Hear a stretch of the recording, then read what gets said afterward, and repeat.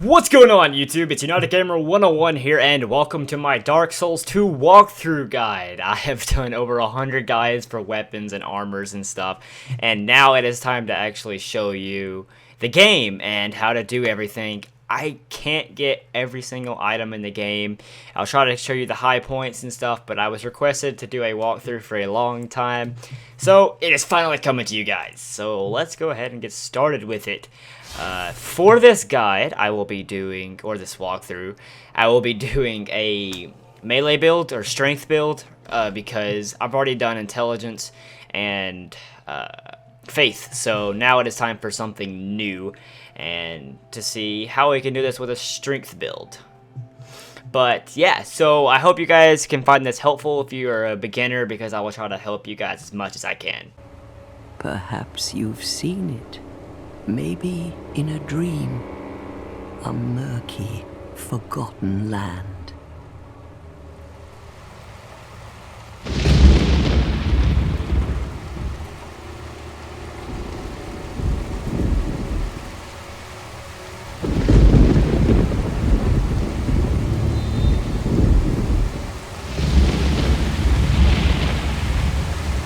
A place where souls may mend your ailing mind.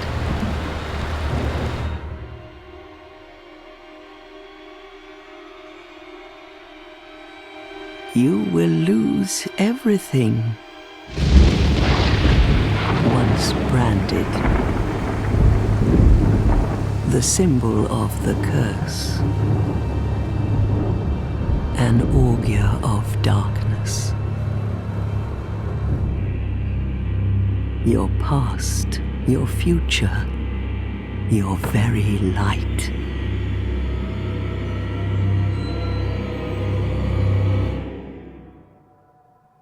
None will have meaning, and you won't even care.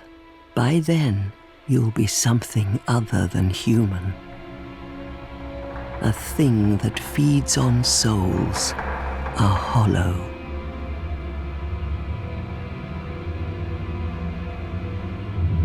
Long ago, in a walled-off land far to the north, a great king built a great kingdom. I believe they called it Drang Lake. Perhaps you're familiar?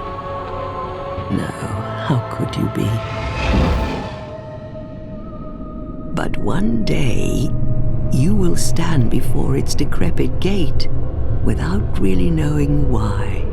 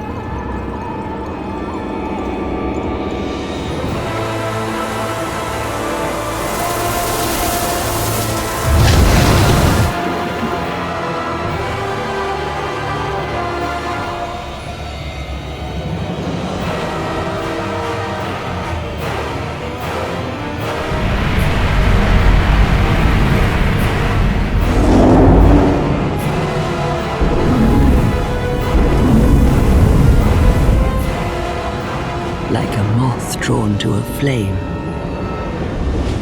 your wings will burn in anguish. Time after time.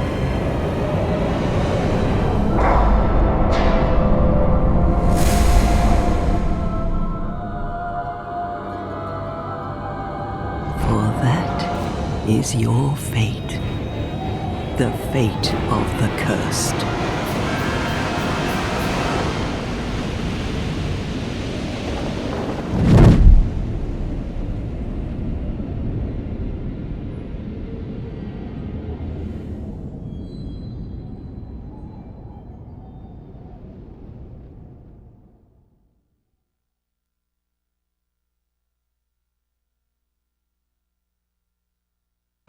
Okay, so after that sketchy intro, we do not know too much about the story, and I am not going to be one to explain everything to you. That is not at all what I'm good at.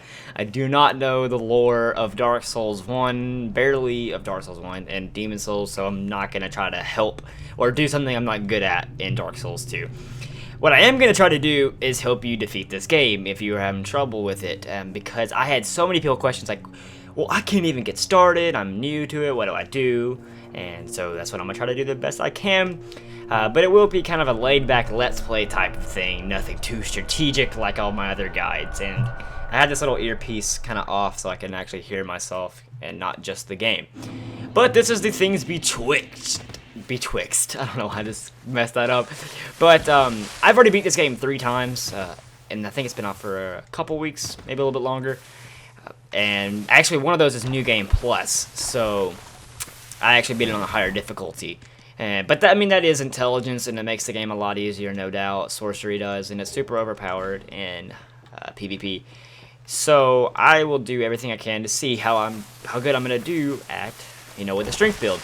And what's interesting too is you actually can. I'm gonna try to do everything I can to see how far I can get without dying.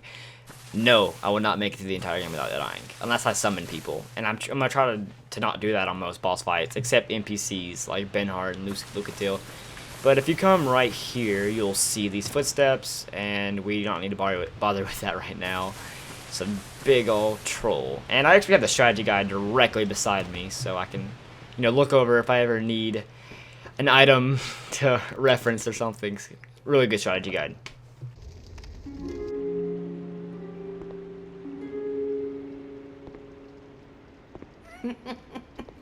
What seems to be the ruckus? Oh my, your face. The face of the curse. It's an undead. An undead has come to play. They all end up here. All the ones like you. You spoke to that kind old dear, didn't you?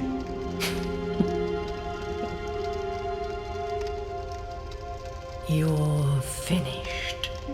You'll go hollow. Yes, you'll become one of them. Hollows prey upon men, feast upon their souls. This is the fate of the cursed.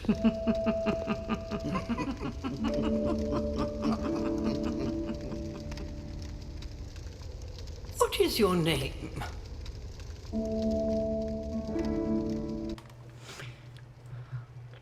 And okay, so my name is Dylan, but I'm gonna go with kind of a neat, or not really, I guess you could say neat thing, an interesting thing. I'm gonna name him Maddie. And if anybody in the future, after I make my character, can tell me why I named him Maddie, you get bonus points for watching this video. Yes, I'm sure that is my name, even though it's not. At least you know your own name. Here's your reward for sharing. It's a human effigy. Take a closer look. Who do you think it's supposed to be? Think back, deep into your past. Yes, it's an effigy of you.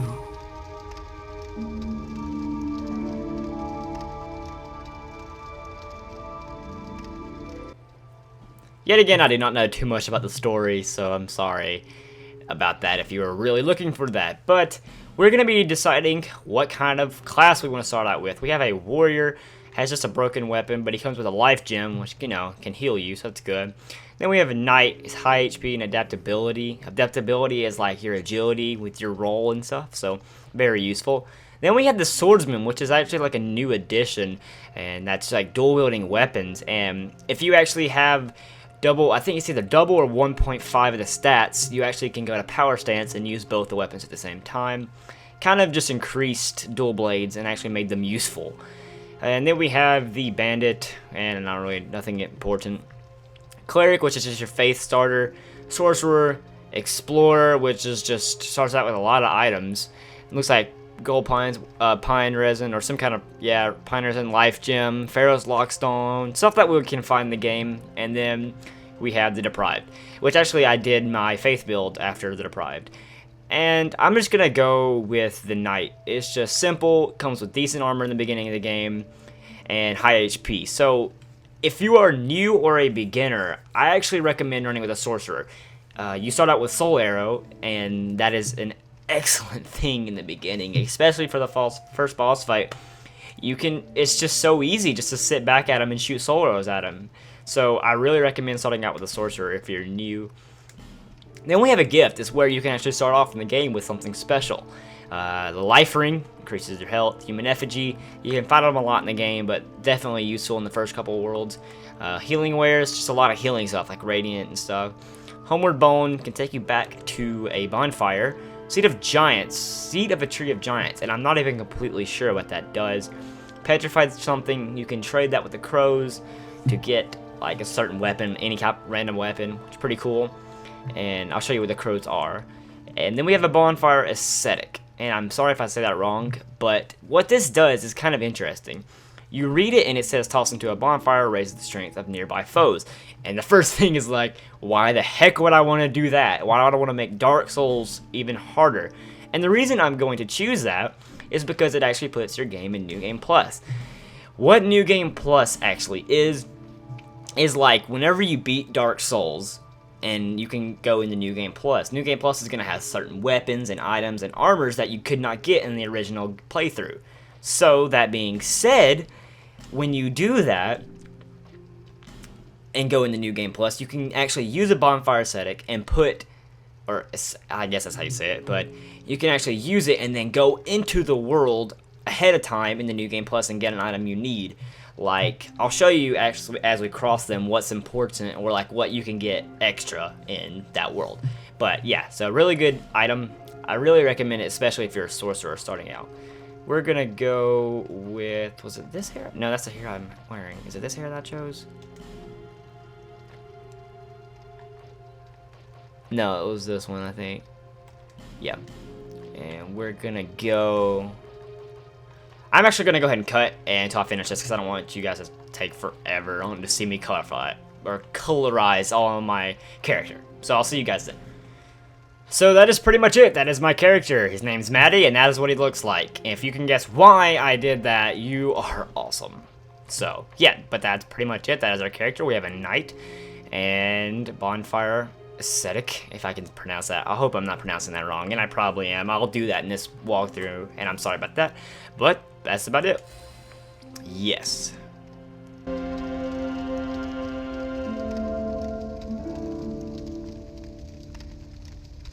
All people come here for the same reason. To break the curse. You're no different, I should think. Doesn't stand a chance. Well, you never know.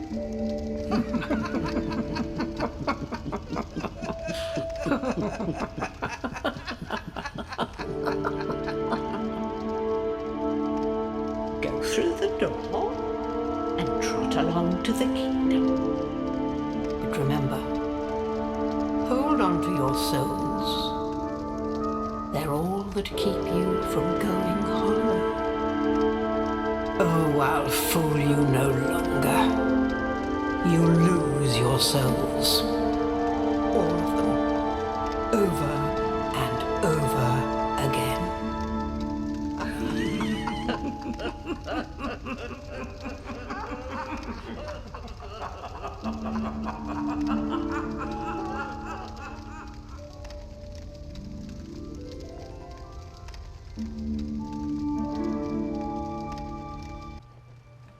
So yeah, that's pretty much Dark Souls 2.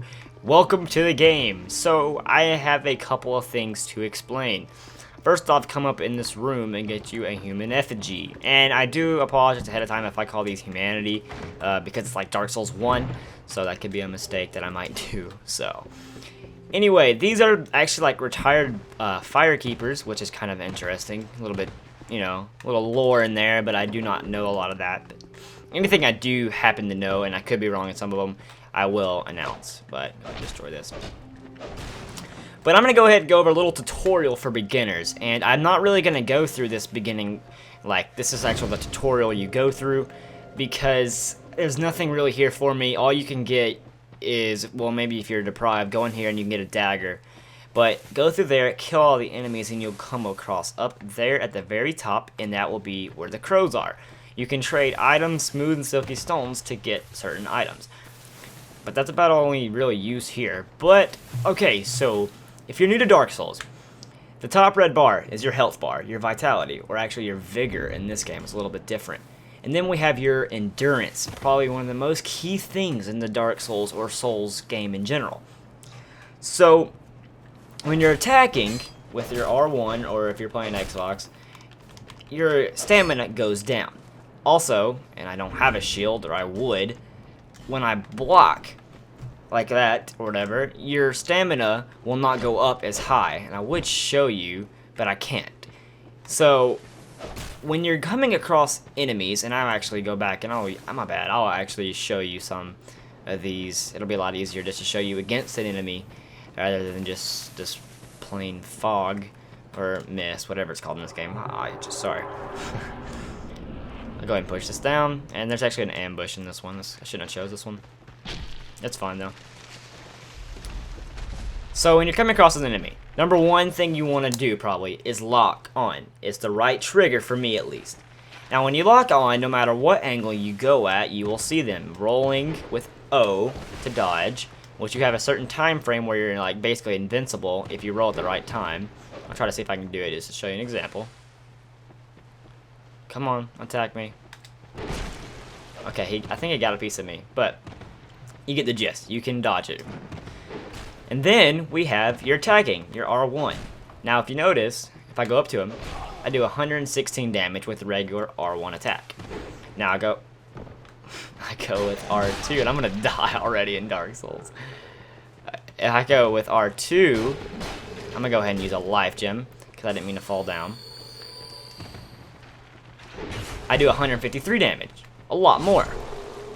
So you have your R2 trigger, which does a heavy attack, but the thing about that is that it takes down your stamina a lot more. Honestly, I don't recommend using your strong attack. Then you have dual wielding. Put it together, and it probably does the most damage you can possibly get. Last but not least, we have the backstab. You get behind an enemy, time it right, you get a backstab, which can pretty much do the most amount of damage you can possibly do. It's pretty much the basics. The main thing I recommend you doing is always keeping your endurance up. See, if I had a lot of enemies right here, right then, as I'm out of the green bar, I'm pretty much screwed if an enemy comes at me. So, get a couple hits, back away, keep your lock on, keep your shield up. Blocking is a very crucial factor, which I don't have a shield in the beginning. And I actually think you can find a shield. Or if you got the edition, the black edition, then you actually start with one. So, but that's pretty much it for that. And if you're running sorcery or faith, that's actually a really keen thing to do, is just flat out shoot your sorcery. Lock on and shoot it at them and just back away. It makes the game so much easier. I can't even describe to you how much easier it makes. But welcome to Majula. This is basically the Firelink Shrine from Dark Souls 1 if you played that. And if you haven't, it's basically the hometown where you're going to level up, buy your items, upgrade your equipment, and do a lot of your needy things. Now how... Oh yeah, it's over here. At least I think it is. Nope, it's back here. Sorry, I'm trying to figure something out. There's actually an item up here. And there's one over here too. It's a divine blessing, if I'm not mistaken. Yeah. And when you come to this world, one thing that they really did weird with this game is there's a lot of places you can go. And there's really a place that you need to go first. So it makes it a little bit harder. Let's see, yeah, I don't have enough, and it doesn't even do more damage. But and there's also binoculars right here. A couple items in the beginning. And actually a chime, so if you're a faith build, chime right there, even though you probably started off with a chime. But yeah, so this is Majula. A lot of places you can go to.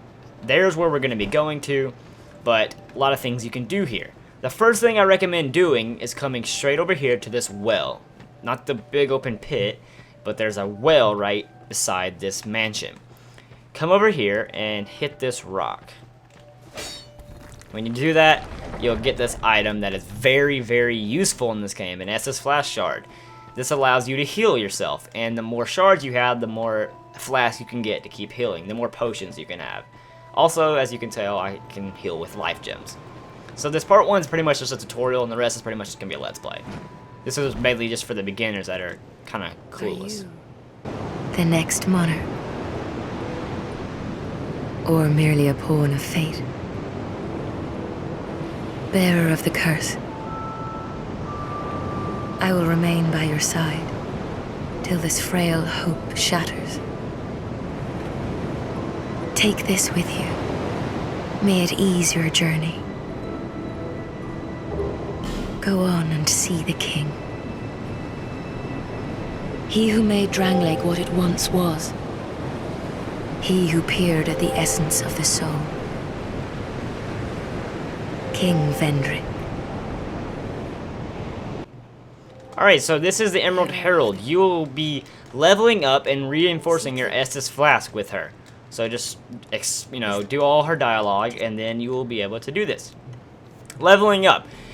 Crucial thing in this game. Although I won't be able to do it yet, we have your Vigor, which is your HP and your health, the red bar. Endurance, the green bar. Vitality is your equip load.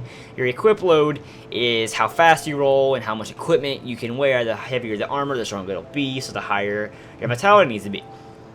That's what that does. Attunement, if you're not planning on using Pyromancy, which is fire magic, or Faith, which miracles or spells, then you don't need to even worry about this. Sorry, I bumped the mic. And then Strength, one of the main things I gotta worry about is just, Strength that increases your attack a little bit, use more weapons. Dex also affects your, melee. Adaptability, which is your agility, roll, and poise. Poise is like how you can get stunned or like knocked back. Intelligence and Faith, which is pretty much self-explanatory. And then I actually need to upgrade SS Flask. Thank you. And now we'll have 2. So you want to go ahead and equip your equipment. SS Flask. We don't really have anything, and I probably don't want to use a helmet because he looks too beast. You know who it is. And we have a couple weapons to start out. So that is pretty much a tutorial for this game. There's a lot of things you can come to, which is this is the blacksmith. I'll show you how to get him later. And armors you can buy over there. Actually a world and another world right there. Actually 2 worlds right there. Item. Nothing too important, but another life gem. And then we have these covenants. You can come up there for the champions. I do not recommend you go in there if you're a beginner. No, do not go up there if you're a beginner. It'll make it a lot harder for you. And then, I think this is the way of the blue, something like that. Up there, temple. Actually, a pretty cool feature. You can come up here and see how many deaths are worldwide, which is pretty interesting, if I do say so myself. Come up here. So that's how many worlds, how many people have died in this game. 130 million. Pretty freaking a lot. But yeah, that's pretty much this game, and I will be showing you and pretty much how to do this. There's probably going to be some death. It would be so cool if I could go through this entire game and not die. But this is the bonfire. Bonfire is where you're going to rest and you'll restore all your health, all your durability on your weapons, and pretty much everything you got. Or anything that's actually usable or reinforced. It's kind of the word I'm saying. You can also travel between bonfires if you find them in worlds, which you will. And then we have these, which you can burn, which we'll worry about a lot later. And bonfires, just whenever you see one, light it and normally lay at it. Although enemies will respawn when you do that. But that's pretty much it. And I'm sorry if it was just kind of boring or dull, because I'm trying to explain just in case anybody's new, needs a beginner's guide, what they need to do, how they're gonna do it, and hopefully this walkthrough will help you, and it'll be fun along the way too, because it won't be so just explaining from here on out. But thank you guys so much for watching. Me and Maddie welcome you to Dark Souls 2, and we hope to see you in the next video. This has been United Gamer 101 here, and I'll see you guys later.